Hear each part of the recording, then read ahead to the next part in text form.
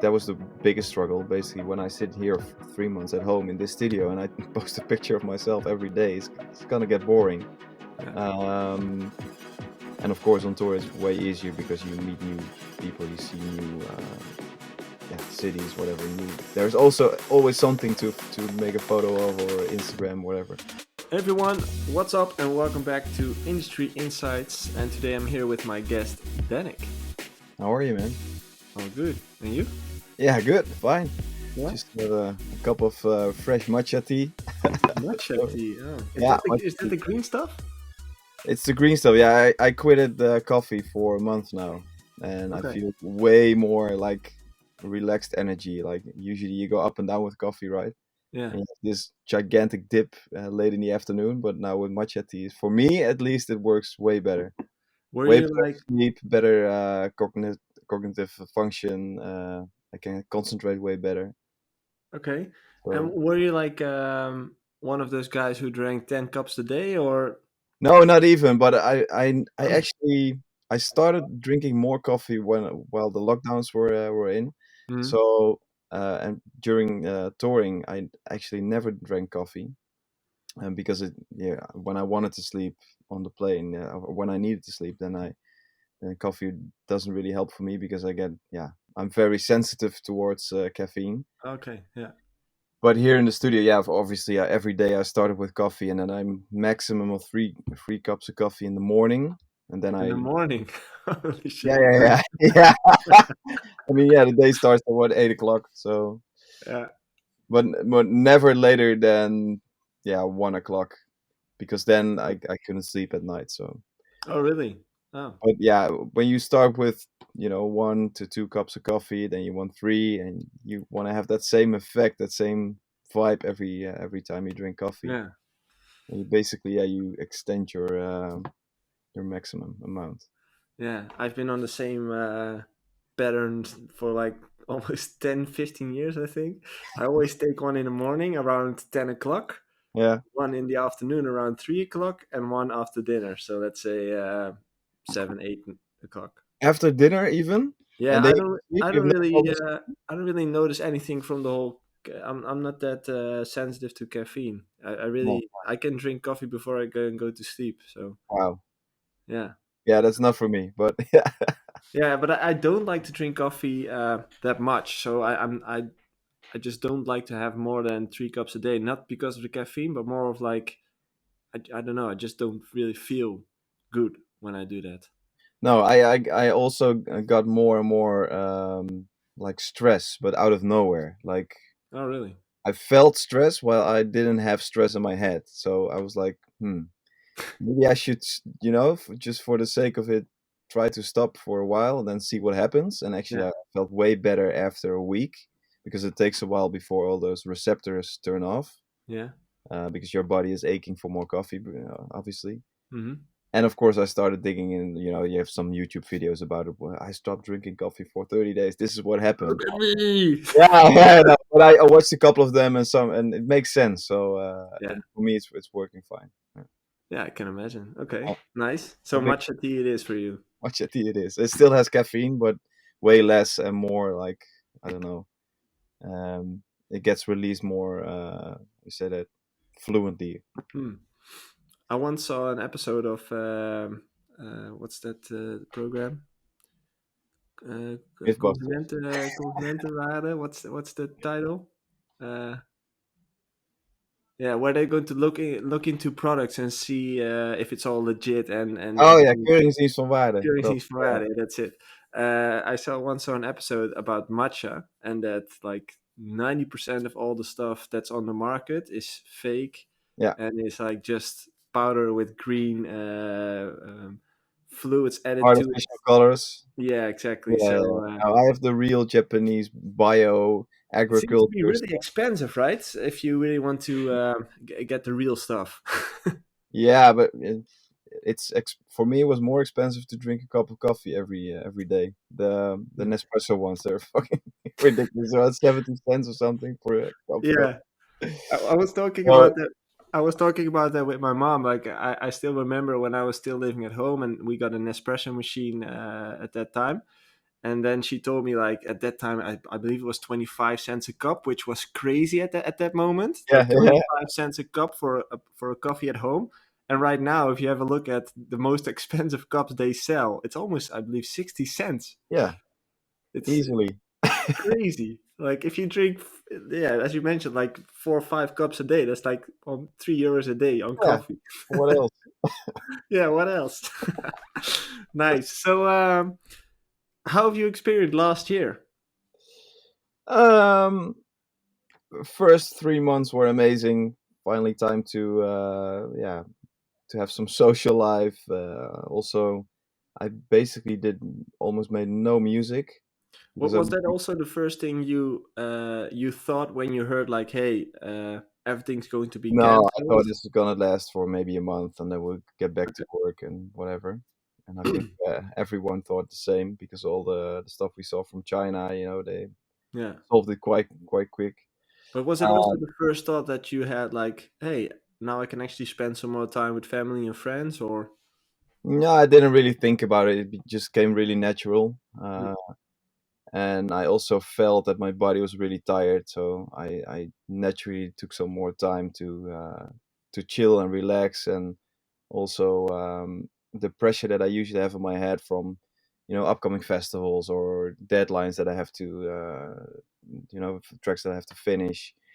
That all I was just like, okay, I'm just gonna lean back, see what happens, and take this time for me and my family, my friends, of course, and chill a bit. Hmm. Um, but then after 3 months, while I was chilling, things took a turn, and it was obvious to me that this is gonna be a marathon instead of a sprint. Yeah. So then yeah, of course, I started, you know, mm, stressing a little bit about the whole situation, and of course, the whole industry around me and people that work for me or people that I work with started struggling financially because our industry got really hit the first, I guess, and really hit hard. Yeah, Um, especially if you were playing in Asia, because that's where it's like started 3 months before it started in Europe and the States. yeah, yeah. So everyone was running out of financial reserves, and yeah, that's where I basically started stressing about others Mm.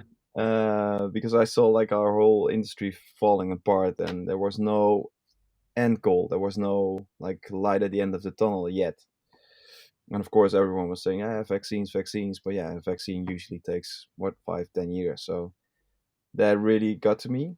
Um, and of course, then you start digging into the whole, how the world actually works and all that stuff. So, and I'm kind of a thinker and someone that can really, yeah, dig into something and and maybe too much. So I started worrying about that as well. And Mm. yeah, that was the point where I had something like, okay, I need to get back to the basics and basically get back to work because that's the best therapy for me. Music is obviously for everyone is a kind of a soothing um thing.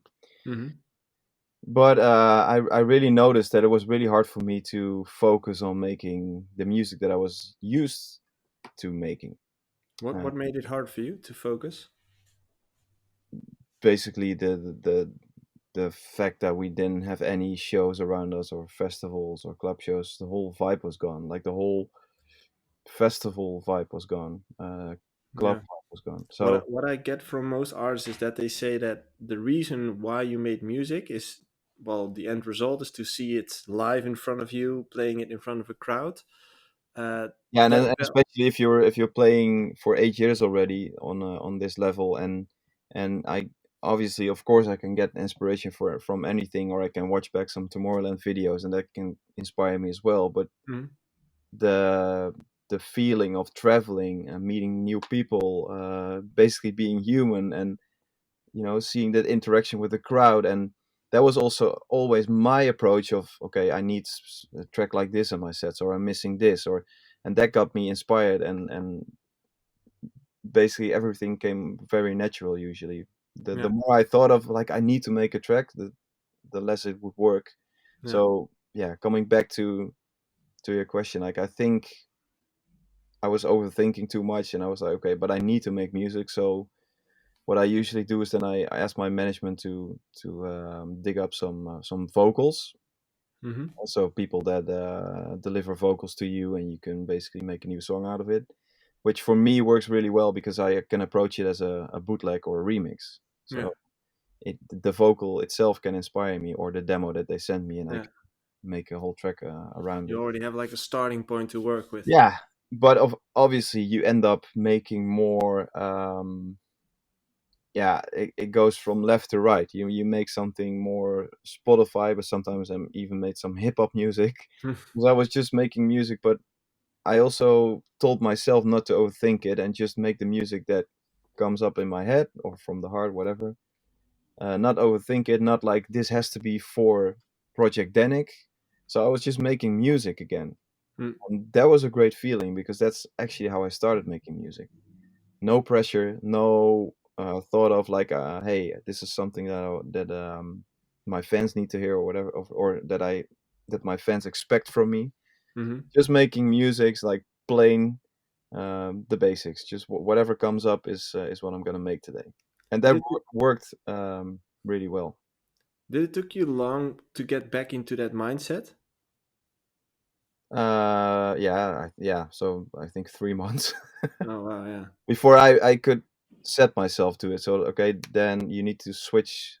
You need to hit that switch and stop Mm-hmm. thinking about what's happening in the world or what's happening with other people. Of course, I still do that, but not like giving it the overhand. I said it.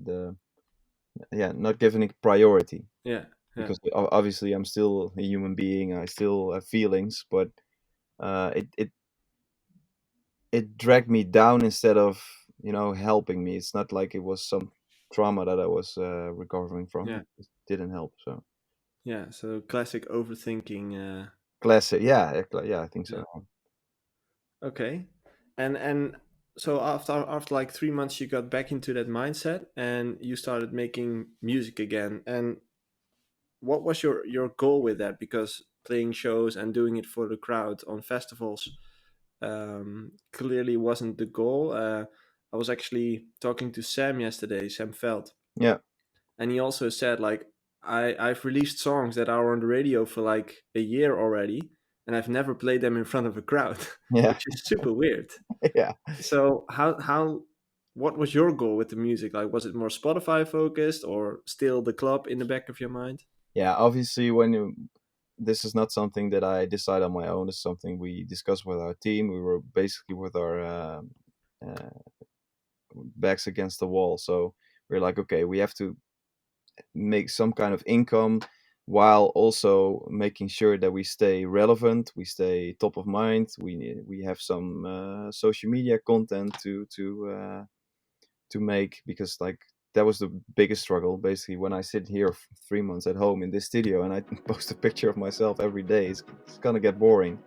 Yeah. Um, and of course, on tour it's way easier because you meet new people, you see new cities, whatever. New there's also always something to make a photo of or Instagram, whatever.